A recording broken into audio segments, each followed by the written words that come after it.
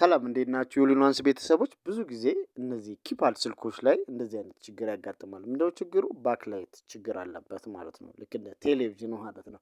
እና መብራት አድርጋችሁ ስታዩት ከውስጥ ይሰራል፣ ግን እንትኑ አይሰራም። ስክሪንም ቀይረን ስናየው ብዙ ጊዜ የቦርድ ችግር ስለሆነ በሌላ ስክሪን በአዲስ ስክሪንም የዛው አይነት ባህሪ ያለው ማለት ነው። ስለዚህ ይሄንን እንዴት አድርገን በእንደዚህ አይነት የኪፓድ ቦርዶች ላይ የሚያጋጥሙ ችግሮችን እንዴት አድርገን ሶልቭ እንደምናደርግ ዛሬ አሳያችኋለሁ። የምንጠቀመው ጃምፐር ነው፣ ቀላል መንገድ ነው።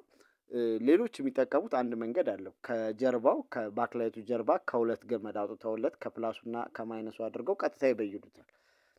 እሱን አልመክርም፣ ግን በዚህኛው መንገድ ደግሞ በቀላሉ ልንሰራ እንችላለን። ምክንያቱም ስክሪኑ ሳናነሳው እዚችው ላይ ፕላስ እንወስዳለን። ከምን ኪፓዶቹ ላይ ኪፓድ ቁጥር በምነካበት የሚበሩ መብራቶች አሉ። ከነሱ ላይ አንድ ፕላስ እንወስዳለን ማለት ነው። ፕላሱን ከበየድን በኋላ ቀጥታ ወዴት እንወስዳታለን? አንዷን ጃምፐር የስክሪኑ ስንተኛ እግር ላይ? ሁለተኛ እግር ላይ ነው የምንበይዳት ማለት ነው። የስክሪኑ ሁለተኛ እግር ላይ በይደን እንሞክረዋለን ማለት እንደምትመለከቱት ቅድም ላይ ባክላይት አልነበረው፣ አሁን ደግሞ አብርቼ አሳያችኋለሁ ማለት ነው። ስለዚህ ከስክሪኑ ስንተኛ እግር ላይ ነው ያለው? ሁለተኛ እግር ላይ። ሌላ እግር ላይ መበየድ አይቻልም። ሁለተኛ እግር ላይ። ሁለተኛ እግሩም ለምንድን ነው? ለባክላይት ተጠያቂ ስለሆነ ማለት ነው። እሱ ፕላሱ ስለሆነ ማለት ነው። እዚህ እንመልከት።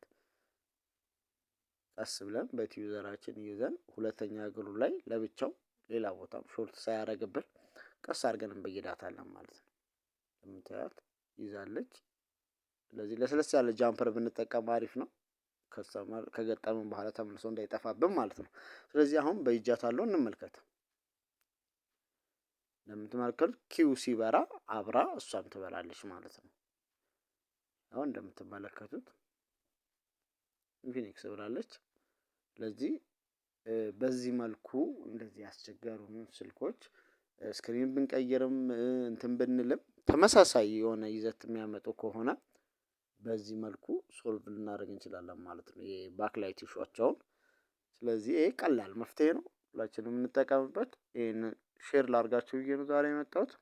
ኦል ኢን ዋንስ ኤሌክትሮኒክስን ሰብስክራይብ አድርጉ፣ ሼር አድርጉ።